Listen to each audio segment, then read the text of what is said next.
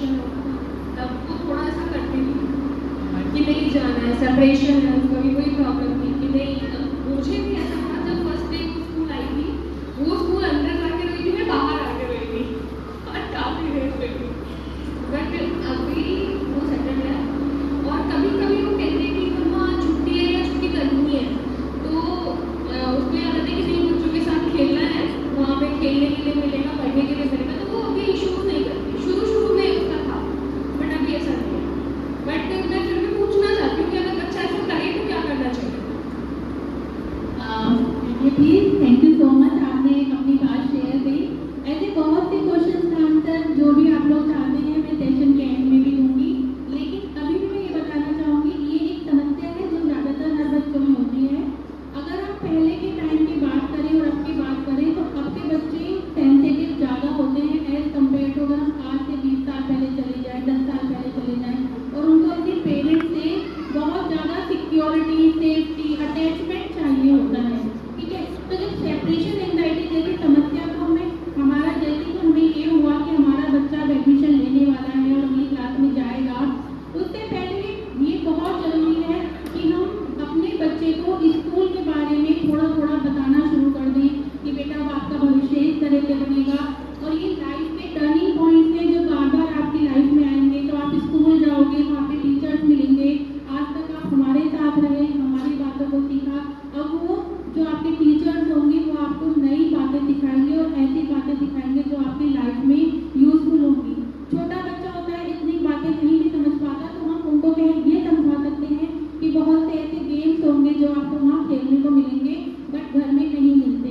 दूसरा, बच्चे को जब घर से भेजें आप स्कूल के लिए तो उसको छोटा सा वक्त करके भेजें, उसको विश्वास दिला के भेजें कि बेटा 2 या 3 घंटे बाद मम्मा आपको वहीं मिलेगी, गेट के बाहर खड़ी मिलेगी, बट आपको एक प्रॉमिस करनी है वो जो भी टाइम आप स्कूल में अपने टीचर्स के साथ बिताएंगे वो हंस के बिताएंगे और जब टीचर्स आपसे जो भी काम करवाएंगे, जो भी एक्टिविटी कराएंगे वो भी बहुत एंजॉय करके करेंगे, क्योंकि वो सब एक्टिविटी फिर हम घर आके भी करेंगे। तो आपको स्कूल में वो सब कुछ सीख कर आना है, फिर मम्मा को सिखाना है, फिर मम्मा और बेटा मिलके वो एक्टिविटीज करेंगे। तो उससे बच्चे के मन में एक लर्निंग की जो चाह होती है वो क्रिएट होती है, क्योंकि वो मम्मा के साथ घर आके वो चीज़ खेलना चाहता है, वो चीज़ वो घर आके करना चाहता है, तो वो स्कूल में टीचर्स को भी सपोर्ट करता है। अब तक क्योंकि हमारी फैमिली, हाँ, जो पेरेंट्स होते हैं वो पहले गुरु होते हैं किसी भी बच्चे का, उसके बाद जब वो स्कूल में आया, जब वो टीचर्स से मिला, तो वहाँ से उसके जीवन की नई पाठशाला शुरू होती है। हम पेरेंट्स उसको जो तरीके जीवन के सिखाते हैं अपने अनुभव से सिखाते हैं, लेकिन स्कूल में दूसरे बच्चों के संपर्क में आके, दूसरे टीचर्स के संपर्क में आके वो सीखता है टीम के साथ कैसे काम किया जाए, वो सीखता है समाज में इंटरेक्ट कैसे किया जाए, सोशल इंटेलिजेंस और इमोशनल इंटेलिजेंस जैसी चीज़ें उसकी स्कूल में आके डेवलप होती हैं।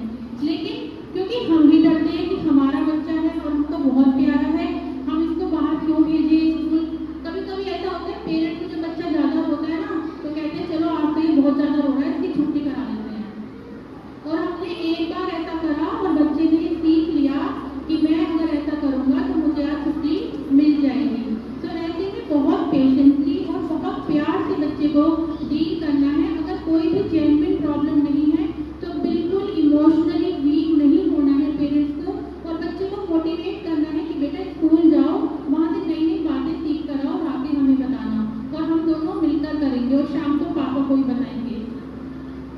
एक बहुत छोटी सी समस्या इस एज में देखने में आती है, क्योंकि जो पेरेंट्स हैं आजकल तो फादर तो वर्किंग नहीं और मदर भी वर्किंग होती है, जो आमतौर पर देखने में आती है कि बच्चा स्कूल से बहुत अच्छी अच्छी चीज़ें सीख कर आता है, नई नई चीज़ें, नई नई एक्टिविटी, क्योंकि प्राइमरी स्कूल में तो बहुत एक्टिविटीज कराई जाती हैं और कोई कोशिश कर।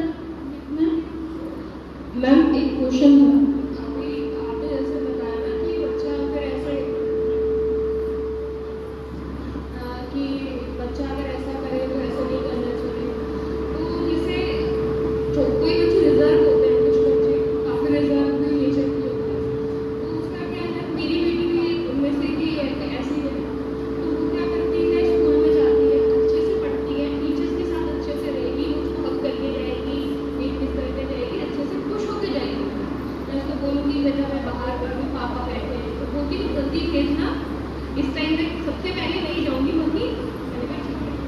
कि टीचर्स के साथ ट्यूशन नहीं, बेटा बहुत अच्छे से पढ़ाता है और खेल रहा है, ठीक है, सब कुछ अच्छे से होकर जाएगी, लेकिन कभी कभी उसका पेशेंस ओवर होता है। क्या 11 बजे या 10 बजे उसका लंच होता है जब, तो वो तब से होना स्टार्ट कर देती है कि अब मुझे जाना है, मेरी मम्मा को फ़ोन कर दो। तो लेकिन ऐसा नहीं होता कि मतलब वो हमेशा ही ऐसा करती है, ऐसा करती है, और हम उसको बहुत अच्छे से फ्रेंडली एनवायरनमेंट से घर भेजते हैं, घर से भेजते हैं कि आप जाओ पढ़ो, अच्छे से पढ़ना। और पहले जब फर्स्टली हमने उसको फर्स्ट डे स्कूल दिखाया था, तब वो बहुत खुश हो गई कि हाँ मैं आऊँगी, ज़रूर आऊँगी। नेक्स्ट डे वही बच्ची थी जो इतना रो रही थी, पूरे दिन वही क्लास में, वो 1 मिनट भी चुप नहीं हुई। उसके लिए क्या करना चाहिए? जैसे मेरी बेटी को बहुत है रिटर्न नेचर की है, ज़्यादा बुद्धि नहीं है। देखिए क्या होता है जब एक छोटी सी रिक्वेस्ट आपसे सभी से करना चाहूँगी, मैं आपके हर क्वेश्चन का जवाब दूँगी, बिल्कुल दूँगी, लेकिन एक बार मेरी बात आप सब सुन लीजिए, फिर आप जितने भी क्वेश्चन करेंगे मैं सबका आपको सेटिस्फैक्ट्री आंसर दूँगी, ये मेरी प्रॉमिस है। लेकिन जैसे उन्होंने बताया कि इनकी बेटी बहुत रिजर्व है और कभी कभी स्कूल में रोती है, तो ये भी देखना होता है। देखो एक तो अगर हमारा जब हम बात करते हैं समस्याओं की, एक समस्या होती है बिल्कुल रेगुलर होती है कि हर दिन सेम हो रही है, एक समस्या होती है कि 15 दिन में या 1 महीने में एक बार हो रही है, तो वहाँ चिंता की बात नहीं होती, क्योंकि वो एक ह्यूमन नेचर है जो कभी कभी निकल कर आती है और उससे बच्चा सीख रहा है। लेकिन अगर ये हो रहा है तो ऐसे में कारण ये भी होता है, हमें ये भी ध्यान करना है कि उस दिन रात को बच्चा किस टाइम सोया, सुबह किस टाइम उठा, रात को प्रॉपर डिनर किया या नहीं किया, सुबह प्रॉपर लंच किया नहीं किया, और कहीं एक चीज और कि बच्चा पहले दिन किस चीज से इन्फ्लुएंस हुआ है कि दूसरे दिन वो कॉलेज स्कूल जाने में रो रहा है। जो आजकल मोबाइल और मीडिया का जमाना है ना, वो भी बच्चे को इन्फ्लुएंस करते गाइड करते हैं कि मोबाइल में ज़्यादा मज़ा आएगा देखने में, स्कूल में तो केवल पढ़ाया जाएगा और खिलाया जाएगा, और वही चीज़ जो है जो बच्चे को लगता है कि मुझे घर में ज़्यादा मेरे मन की करने को दी जाएगी, स्कूल में थोड़ा सा मेरे पे डिसिप्लिन लगाने की कोशिश की जाएगी या टीचर्स अपने अकॉर्डिंग करने को कहेंगी, तो भी बच्चा नहीं समझता, उसका ब्रेन डेवलप हो रहा है, उसको इमोशन व्यक्त करना, अपने विचार व्यक्त करना कुछ भी नहीं आता। ये जो बच्चे का जो ब्रेन का लॉजिकल पार्ट एक तरह से डेवलप होता है, ये होता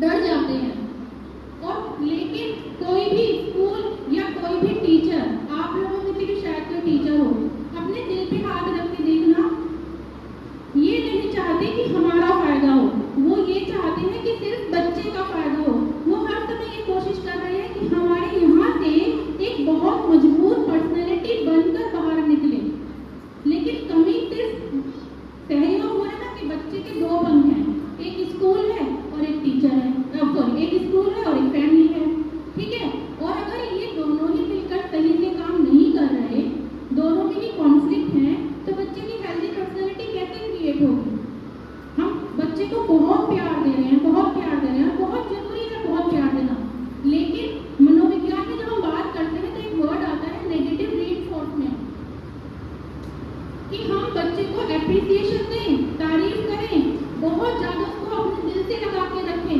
लेकिन लाइफ में कभी कोई ऐसा मौका आए जहाँ नेगेटिव रिइंफोर्समेंट यानी छोटी सी डांट की जरूरत है या छोटे से गुस्से के बच्चों को जिससे उसके मानसिक, शारीरिक और सामाजिक विकास पे कोई असर ना पड़े, उसकी लिमिट हमें तय करनी है।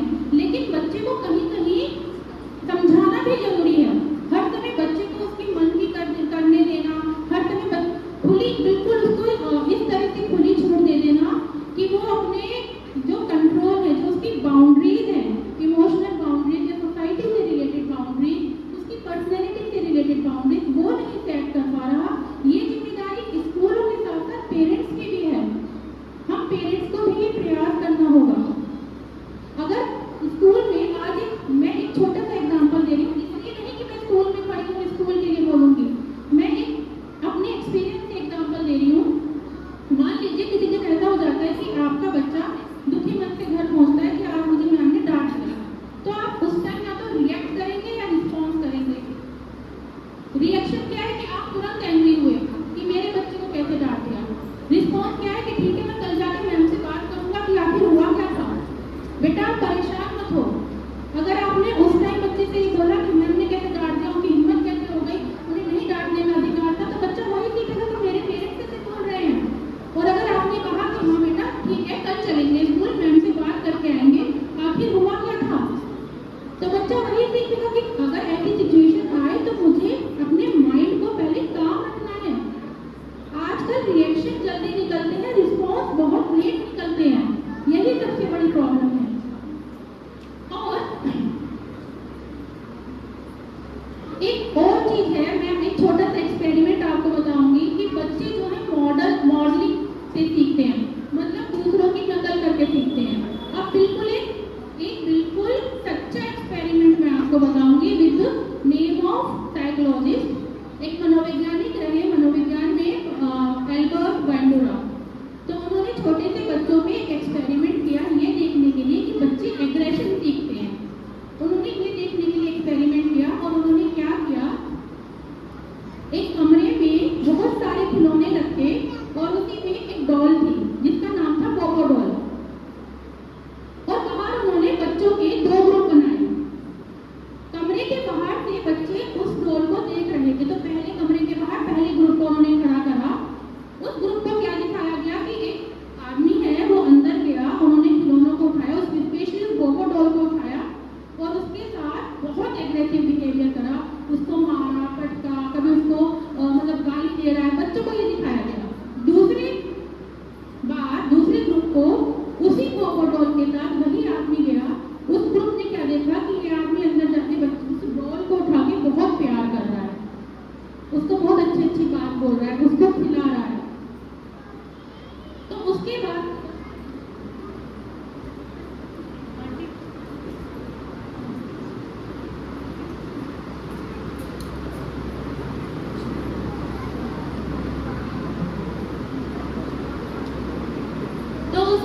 जब ग्रुप्स को अंदर छोड़ा गया तो जिस ग्रुप ने ये देखा था कि उस डॉल के साथ बहुत एग्रेसिव बिहेवियर किया गया है, तो उस ग्रुप ने अंदर जाके उस डॉल को उठाया और सबसे पहले जाके उस डॉल को उठाया और उसके साथ मारा पीटी शुरू कर दी।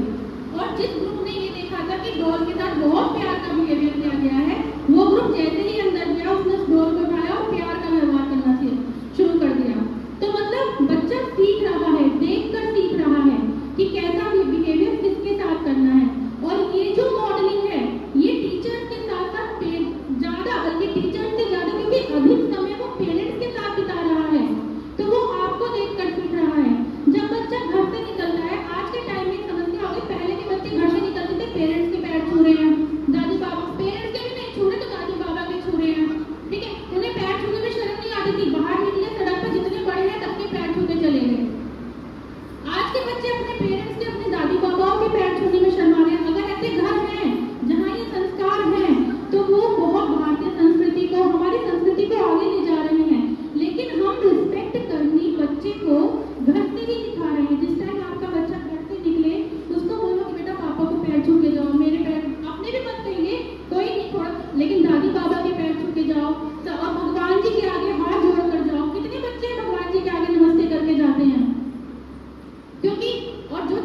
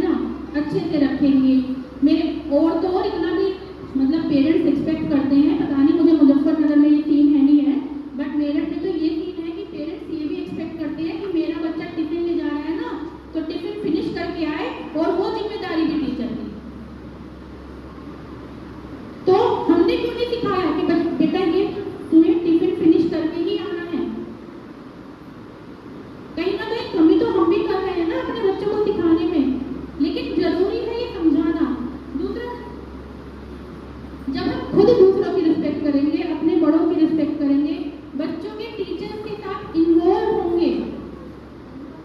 हम बात ही नहीं कर पाते, किसी के पास टाइम ही नहीं है, सब अपने अपने काम में मदर्स और फादर और बिजी है।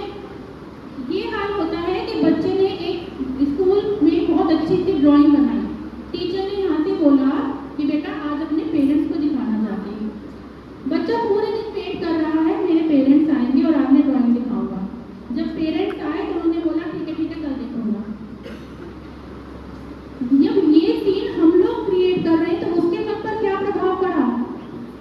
उसको सेपरेशन मिला आपसे, उसको वो जो उम्मीद थी उसकी होप टूटी अपने पेरेंट्स से। तो अगर वही कितने भी थक रहे हो, हम थोड़ा सा ये कहें अरे वाह बेटा बहुत सुंदर बनाई, आपकी मैम ने बनाई बहुत ही सुंदर बनाई, आप मैम की भी तो तारीफ करिए, आप उस बच्चे की करिए, अरे बेटा बहुत सुंदर काम करके आया तुम तो, वेरी गुड, ऐसे ही करना। तो उसके अंदर एक होप जागेगी, उम्मीद जागेगी, खुशी जागेगी, लेकिन वो हमें कोशिश करनी है।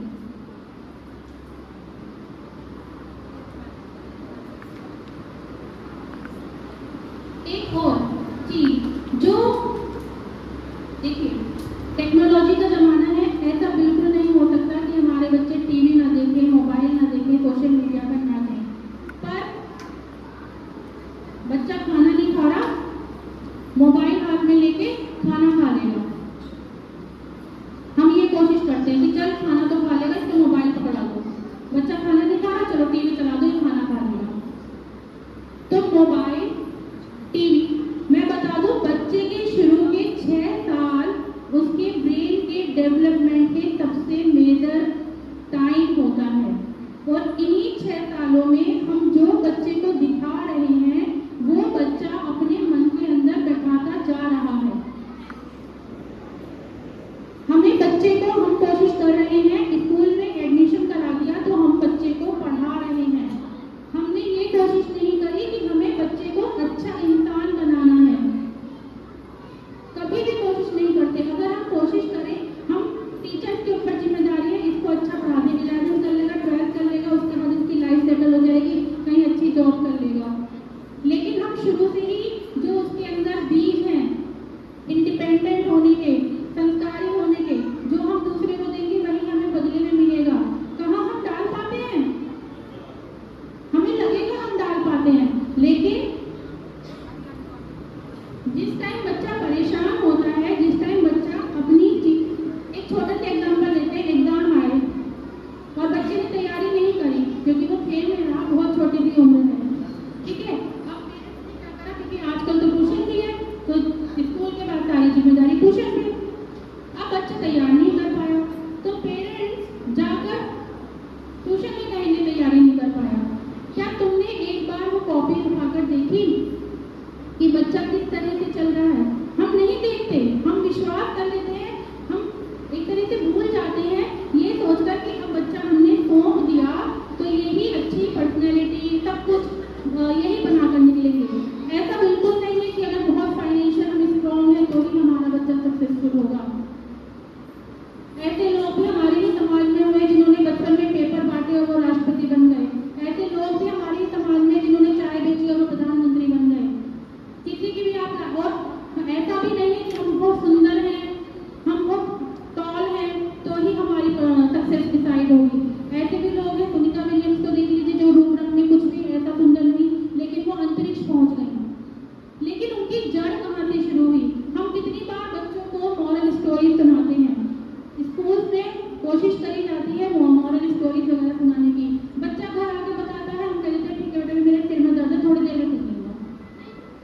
कितने हमने जीजाबाई, कितने हमने महाराणा प्रताप, कितने हमने पृथ्वीराज चौहान के बारे में जो हमको मोटिवेशन मिलते थे, हमारे मम्मी पापा बैठ जाते थे हमारे साथ, और मेरे पापा, मैं अपनी लाइफ की बताऊँ, मेरे पापा झांसी की रानी, दुर्गावती, पृथ्वीराज चौहान सबकी कहानियां बना बना के हमको सुनाते थे।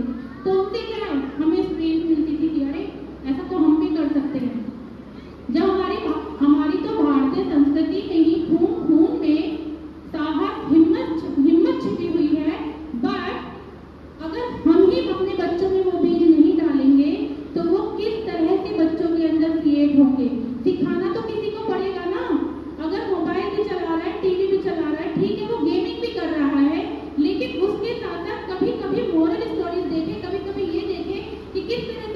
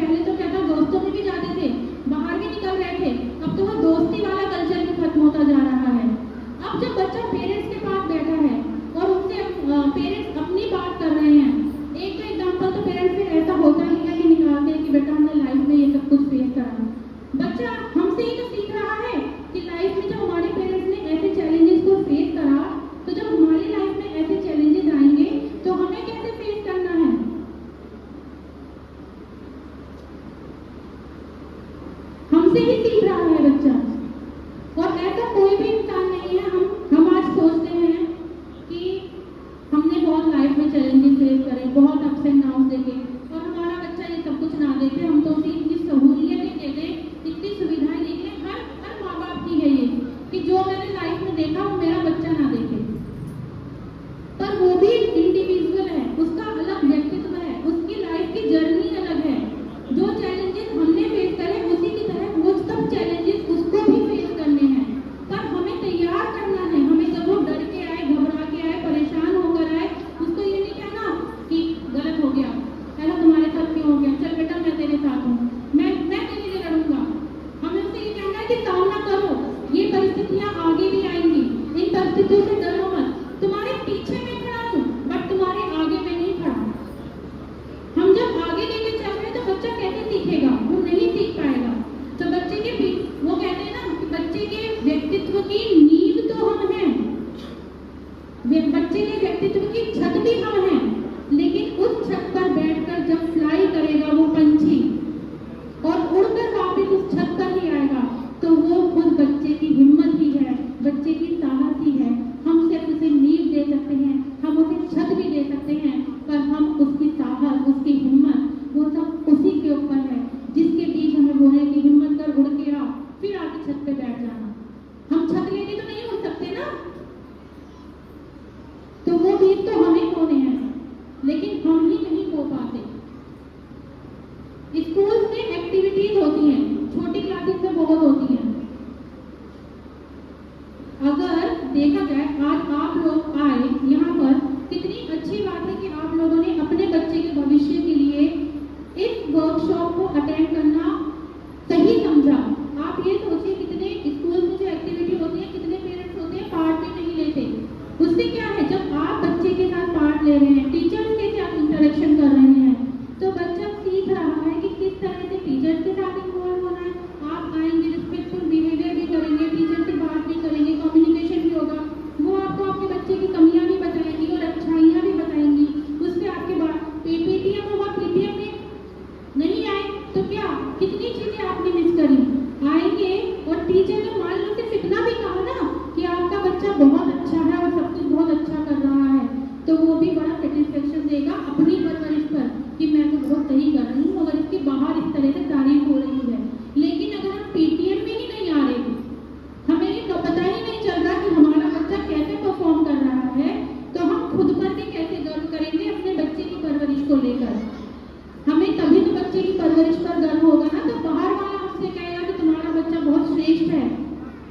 तो पीटीएम को इग्नोर करना या एक्टिविटीज को इग्नोर करना, कम्युनिकेशन नहीं करना, पार्ट नहीं लेना, इन सब से हम भी तो कहीं ना कहीं कमजोर पड़ रहे हैं। हम सिर्फ बच्चे की बात क्या करें, हम भी तो नहीं जान पा रहे कि हमें और क्या सुधार करना है।